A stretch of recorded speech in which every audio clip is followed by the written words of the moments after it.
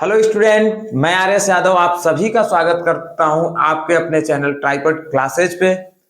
तो स्टूडेंट मैं बता दूं, आज से कुछ दिन पहले लगभग 7 या 8 दिन पहले आपको एक केमिस्ट्री की वीडियो मिली थी, केमिस्ट्री फुल स्ट्रेटजी, जिसमें मैंने बताया था कि आपको केमिस्ट्री को कैसे पढ़ना है, इजी वे में कैसे पढ़ना है। और उसमें हम ये भी बोले थे कि आपको कल से न्यूमेरिकल सीरीज और एक टॉपिक सीरीज मिलना शुरू होगा। तो न्यूमेरिकल सीरीज की वीडियो मतलब कुछ इश्यूज थे जिसकी वजह से आपको वीडियोज नहीं मिल पा रही थी, जो कि आज से क्लासेस को स्टार्ट करते हैं। तो चलिए हम लोग आज से अपने क्लास को स्टार्ट करते हैं। जो क्वेश्चन होंगे हमारे बोर्ड एग्जाम के दृष्टि से बहुत ही इंपॉर्टेंट होने वाले हैं। सो क्लास को एकदम अंत तक देखें। तो चलिए स्टार्ट करते हैं।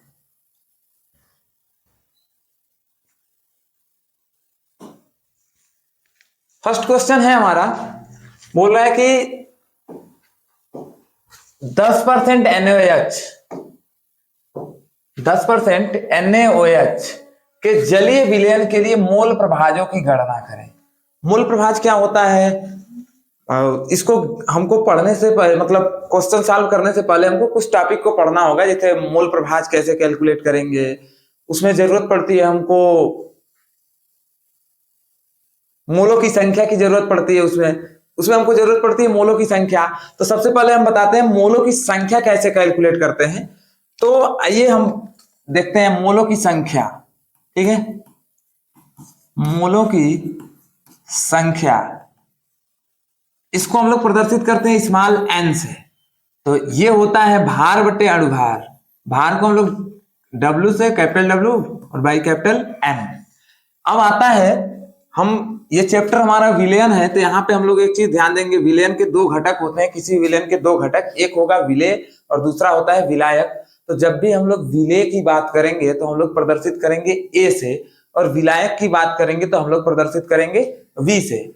मान लीजिए कि अगर हम बात करते हैं विलेय का भार, विलेय का भार तो हम लोग लिखेंगे WA, विलायक का भार तो लिखेंगे WB। ठीक है, ऐसे विलेय का अगर अणुभार हमको लिखना है तो लिखेंगे MA। ऐसे ही विलेय का विलायक का अणुभार लिखना है तो लिखेंगे MB। जैसे अगर हमको लिखना है यहाँ पे विलेय का भार, अर्थात भार है तो हम लोग इसको W से प्रदर्शित करेंगे, लेकिन विलेय बोला है तो WA लिखा जाएगा। ठीक है, और ये बोलेगा विलायक का भार, विलायक का भार तो ये हो जाएगा WB।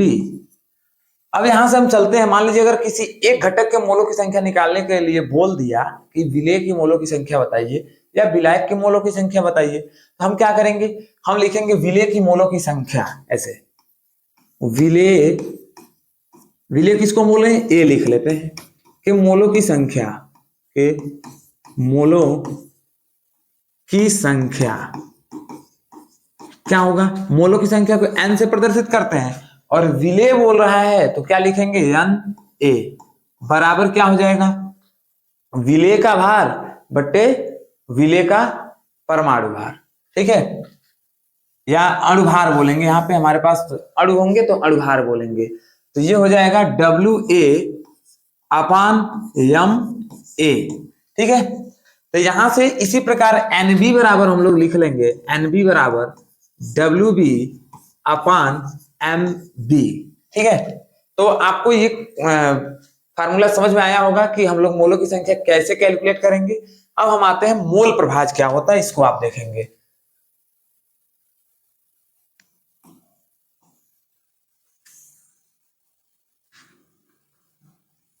इसको साइड,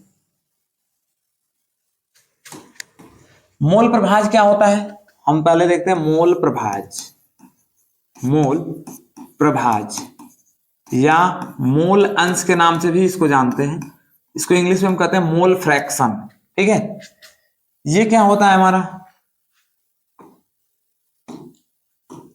तो यहां पे मोल प्रभाज क्या कहते हैं, देखिए इसकी डिफिनेशन हम बताते हैं कैसे लिखेंगे। आ जाता है कभी कभी कि मतलब लिखने के लिए पूछ देता है 1 नंबर में या 2 नंबर में, मतलब पूछ देगा कि मोललता को परिभाषित कीजिए, मोल अंश को परिभाषित कीजिए, मोललता को परिभाषित कीजिए। ऐसे मतलब मोललता, नॉर्मलता, ठीक है, मोल अंश, ठीक है, तो इसको परिभाषित करने के लिए अब हम यूज कर मोल प्रभाज को पहले हम देखें क्या होता है। तो मोल प्रभाज को हम लोग लिखेंगे किसी विलयन के एक घटक के मोलों की संख्या तथा उस विलयन के कुल घटकों की मोलों की संख्या के अनुपात को मोल प्रभाज कहते हैं। ठीक है, तो आइए हम इसको लिख के बताते हैं। किसी विलयन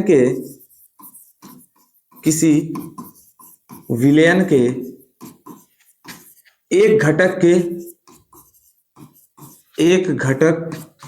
के मोलों की संख्या तथा कुल मोलों की संख्या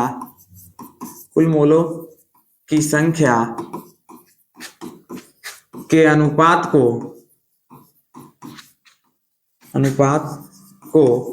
मोल प्रभाज कहते हैं। मोल प्रभाज कहते हैं, या इसको हम लोग मोल फ्रैक्शन भी कह सकते हैं, कहते हैं। ठीक है, तो यहां से हम अगर फार्मूला लिखना चाहे, अच्छा इसको हम लोग किससे प्रदर्शित करते हैं, तो इसको हम लोग प्रदर्शित करेंगे कैपिटल एक्स से। ये बुकों में दिया होता है काई लिखा होता है, तो आप लोग प्रदर्शित करना है, नोटेशन है, कुछ भी हम यूज कर सकते हैं। ठीक है, तो एक्स ए से हम लोग प्रदर्शित करते हैं इसको, मूल प्रभाज को एक्स से प्रदर्शित करेंगे। लेकिन अगर कोई बोल देगा विलेय का मूल प्रभाज, मतलब एक घटक का मूल प्रभाज लिखना है, अगर विलेय का बोल दे कोई तो लिखेंगे एक्स से, विलायक का बोल देगा तो एक्स भी लिखेंगे। तो एक्स ए बराबर, एक्स ए क्या है हमारा, विलेय का मोल प्रभाज। हम क्या बोले, यहाँ पे लिखा गया है ना, एक घटक के मोलों की संख्या, एक घटक के मोलों की संख्या। ठीक है, एक घटक के मोलों की संख्या, ये क्या है, एक घटक के मोलों की संख्या हम लिख लेंगे एन ए बटे की संख्या तथा कुल मोलों की संख्या, मतलब Na प्लस Nb, क्योंकि कोई भी विलयन दो घटकों से मिलकर बना होता है, विलेय और विलायक से। तो मान लीजिए विलेय की मोलों की संख्या हो गई Na, क्योंकि यहाँ पे x से बोल रहे हैं ना, तो इसको ऊपर रखेंगे Na, और दोनों घटकों की मोलों की संख्या को जोड़ देंगे तो हो जाएगा Na प्लस Nb, और इसका अनुपात निकाल देंगे तो ये हो जाएगा हमारा विलेय का मोल प्रभाज। इसी प्रकार हम लिखेंगे XB बराबर, अगर लिखेंगे तो हो जाएगा NB अपान Na प्लस Nb। ठीक है, तो ये फार्मूला हमको पता हो गया कि मोल प्रभाज कैसे कैलकुलेट करते हैं। तो अब हम लोग क्वेश्चन की तरफ चलते हैं। ठीक है, उम्मीद है कि आपको इतना समझ में आया होगा। अगर कोई भी डाउट होगा यहाँ तक तो आप कमेंट बॉक्स में कमेंट करके पूछ सकते हैं। तो चलिए अब हम चलते हैं अपने क्वेश्चन पे। ये बोल रहा है कि 10% NaOH के जलीय विलयन के लिए मोल प्रभाजों की गणना करिए। यानी कि मोल प्रभाज बोला है हमको ज्ञात करना है, XA और XB ज्ञात करना है। ठीक है, XA और XB ज्ञात करना है। तो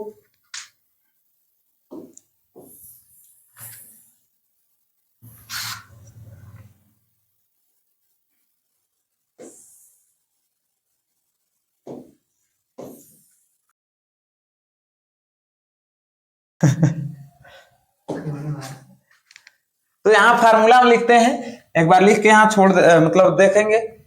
XA बराबर होता है Na अपान Na प्लस Nb, और XB बराबर होता है Nb अपान Na प्लस Nb। ठीक है, इन्हीं फार्मूले का यूज करके हम लोग मोल प्रभाज कैलकुलेट कर लेंगे। अब आती है, देखिए बोला है ना 10%, कभी भी परसेंटेज में वैल्यू दिया रहे तो समझ लीजिए जो वैल्यू दिया है वो विलेय का भार है। अगर जितना मतलब जो वैल्यू दिया है कितना भी परसेंटेज में दे दे वो विलेय का भार है।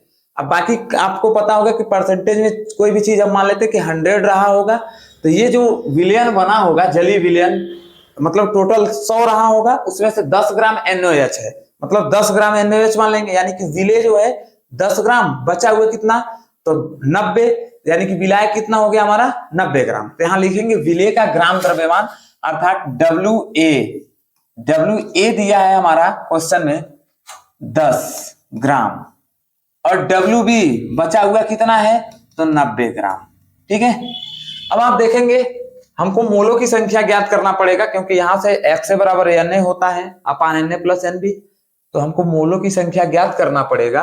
तो Na ज्ञात करने के लिए हमको WA तो पता है, Ma की जरूरत पड़ेगी। तो Ma पता करने के लिए क्या करेंगे हम, Ma पता करने के लिए आप देखिए क्या घोला गया है NaOH ना, तो यहां से हो जाएगा यम ए, यानी कि यही NaOH घोला गया है, तो इसी का हम निकाल देंगे अणुभार। ठीक है, तो ये हो जाएगा NaOH का अणुभार। ठीक है, इसका अणुभार कैलकुलेट करें। सोडियम का परमाणु भार कितना होता है, तो 23 प्लस हाइड्रोजन ऑक्सीजन का कितना होता है, तो 16 और हाइड्रोजन का होता है 1। 23 और 16 और ये कितना हो जाएगा, 40 होगा आपका।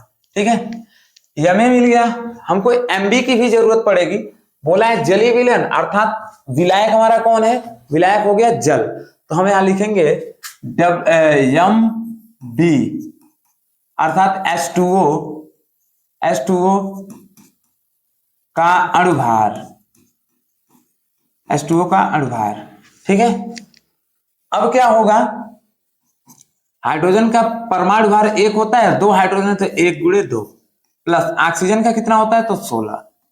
ठीक है, अब आप यह देखेंगे कितना हो जाएगा, 18 होगा। अब यहां से हमको WA, MA, WB, MB पता चल गया। तो अब हम आराम से Na और NB ज्ञात कर सकते हैं। तो ये है हमारा MB का मान। ठीक है, ये रहा हमारा MA का मान।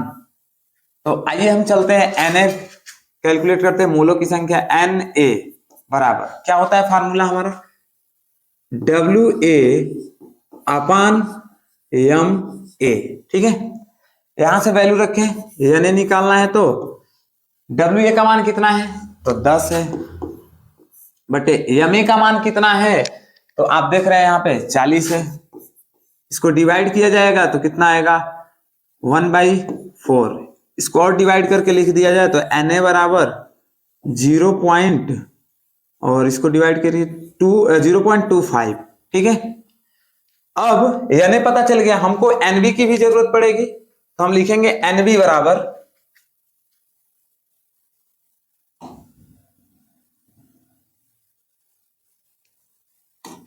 NB बराबर WB अपान MB।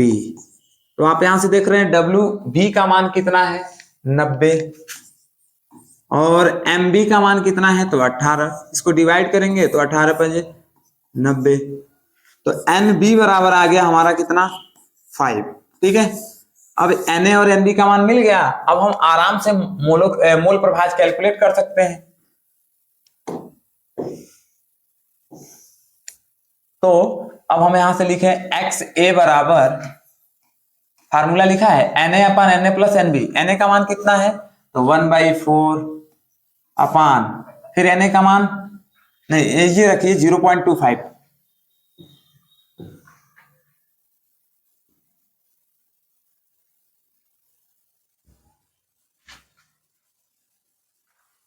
यहां से Na का मान रखेंगे तो 0.25 अपान 0.25 प्लस NB का मान कितना है, 5। तो XA बराबर 0.25 अपान, इसको ऐड करेंगे तो कितना होगा, 5.25। अब आप देख रहे हैं दशमलव ऊपर भी 2 अंक पे, नीचे भी 2 अंक पे, तो हम दशमलव हटा दें, 2 अंक पे है, दशमलव हटा देंगे। ठीक है, दशमलव हट गया।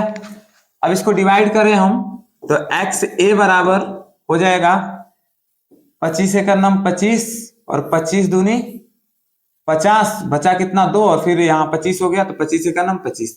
XA बराबर आया 1/21। ठीक है, अब यहां से हम सेम इसी प्रकार फार्मूला ये XB बराबर निकाल के कैलकुलेट कर सकते हैं, या फिर से हम कर सकते हैं। आपको पता होगा कि जो ये मोल प्रभाज आते हैं, इनके दोनों का योगफल 1 के बराबर होता है। ठीक है, यानी कि XA प्लस XB बराबर 1 के बराबर होता है।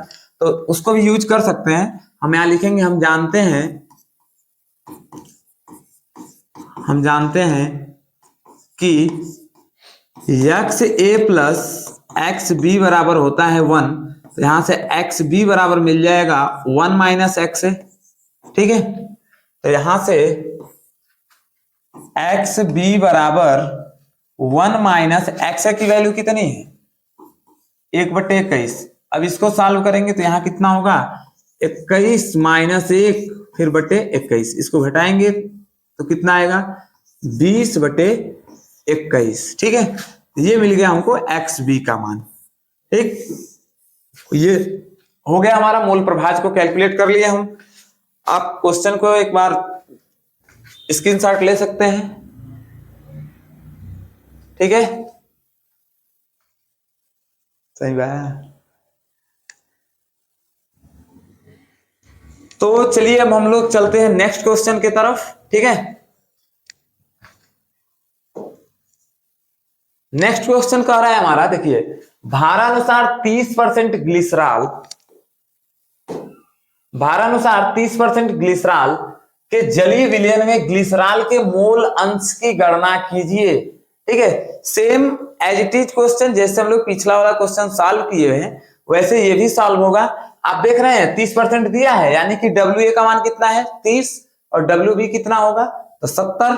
अब यहां से ग्लिसरॉल है, ग्लिसरॉल का जलीय विलयन बनाया जा रहा है, यानी कि यमे निकालेंगे हम, तो यमे तो यहां से पता चल जाएगा, और जलीय विलयन बोला है तो H2O का हो जाएगा, विलायक हमारा H2O है तो वहां से MB पता चल जाएगा।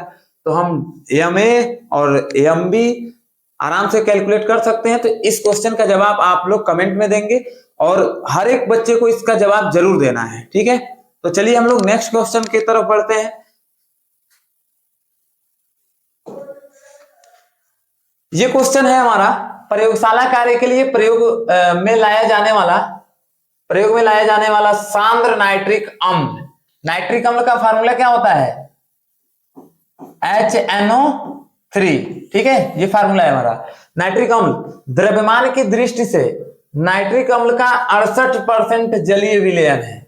देख रहे हैं आप, ये भी परसेंटेज में वैल्यू दिया है। ठीक, यदि इस विलयन का घनत्व 1.504 ग्राम प्रति ml हो तो अम्ल के इस नमूने की मोलरता क्या होगी। इस क्वेश्चन में हमको पूछ रहा है मोलरता। ठीक है, तो आप हमें बताएंगे मोलरता क्या होता है, कमेंट करेंगे जरूर कि मोलरता क्या होती है। अगर आप लोग कमेंट करेंगे किसी टॉपिक को समझना है अच्छे से तो हम उस टॉपिक पे वीडियो बना देंगे, लेकिन मोलरता के बारे में आप लोग जरूर बताएंगे। ठीक है, तो इस क्वेश्चन को सॉल्व करने के लिए हम लोग फार्मूला लगाएंगे मोलरता का। देखिए जब भी परसेंटेज में वैल्यू दिया रहे तो मोलरता का एक बहुत ही मतलब आसान फार्मूला होता है, जिसको हम लिखेंगे यहां मोलरता, इसको कैपिटल एम से प्रदर्शित करते हैं, बराबर परसेंटेज गुणे डी, जहां पे डी हमारा क्या है घनत्व है। ठीक है, गुणे 10/MA। आप लोग समझ रहे होंगे MA क्या है हमारा, MA क्या है हमारा विलेय का अणुभार। ठीक है ना, और D क्या है घनत्व, और ये परसेंटेज में जो वैल्यू दिया रहेगा वो रख देंगे। आप ये फार्मूला लगाइए, क्वेश्चन आराम से सॉल्व होगा।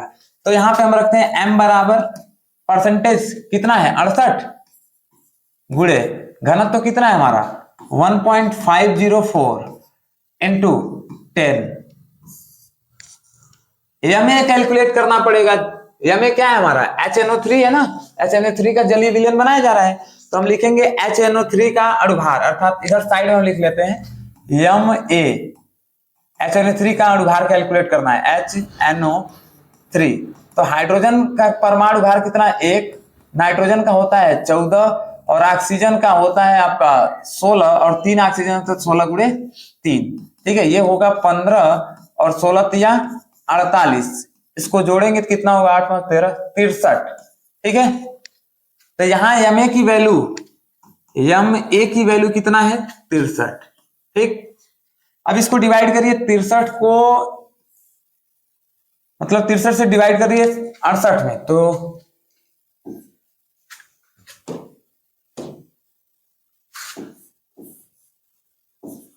68 को डिवाइड करें 63 में, 63 से डिवाइड करें 68 में तो क्या होगा, एक बार भाग जाएगा 63, ये कितना आएगा 5, ये तो खत्म हो गया। अब भाग नहीं जाएगा तो हम दशमलव लगाए, यहां 0 बढ़ाएंगे तब भी भाग नहीं जाएगा, फिर यहां 0, अब भाग कितने बार जाएगा तो 8 48 लगभग 7 बार में जाएगा। ठीक है ना, 7 बार में डिवाइड कर सकते हैं इसको। तो m बराबर इसको हो गया 1.07 इंटू 1 इसका 10 का मल्टीप्लाई कर दीजिए इसमें, तो हो जाएगा 15.04। ठीक है, इन दोनों का मल्टीप्लाई करेंगे तो m बराबर आएगा 16.02। ठीक है, मोलरता का मात्रक क्या होता है? मोलरता का मात्रक क्या होता है? तो इसको हम लिख लेंगे मोल प्रति लीटर, या फिर इसको लिख सकते हैं m बराबर 16.02 और यहां पे लिख देते हैं m। ठीक ना, मोलर ऐसे लिख सकते हैं हम लोग। ठीक है, अब सेम एक क्वेश्चन आपको होमवर्क के लिए मिलेगा, बिल्कुल इसी के जैसे। देखिए, बोला है ग्लूकोज का एक जलीय विलयन 10% है। यहां भी परसेंटेज में वैल्यू दिया है। विलयन की मोललता, यहां पे मोललता दिया है, मोललता पूछ रहा है, तथा विलयन में प्रत्येक घटक का मोल अंश क्या है, यानी कि मोल प्रभाज पूछ रहा है। यदि विलयन का घनत्व 1.2 ग्राम प्रति ml हो तो विलयन की मोलरता क्या है।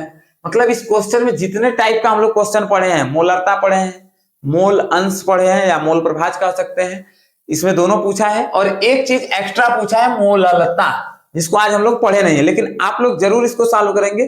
पहले आप कैलकुलेट करिए मोलरता। मोलरता का फार्मूला अभी जस्ट हम लोग बताए हैं कि m बराबर होता है परसेंटेज गुणे d गुणे 10/ma। ठीक है, और यहां से आपको पता है ये घनत्व तो दिया ही है, और उसके बाद से हमारा परसेंटेज में वैल्यू ये 10 है, तो ये WA का मान है, और WB कितना होगा, तो 90। तो ये क्वेश्चन आपको होमवर्क के लिए है, इसका भी जवाब आप लोग कमेंट बॉक्स में देंगे। तो आपको होमवर्क के लिए 2 क्वेश्चन दिया गया है, जरूर इस क्वेश्चन का जवाब आपको कमेंट बॉक्स में देना है। और नेक्स्ट वीडियो हम लोग कल लेके आते हैं, और न्यूमेरिकल का सीरीज बहुत ही शानदार चलेगा, जो कि बहुत ही इंपॉर्टेंट क्वेश्चन है। बोर्ड एग्जाम में आपको ऐसे ही क्वेश्चन एज इट इज देखने के लिए मिलेंगे, तो हमारे क्लास में हमेशा बने रहें।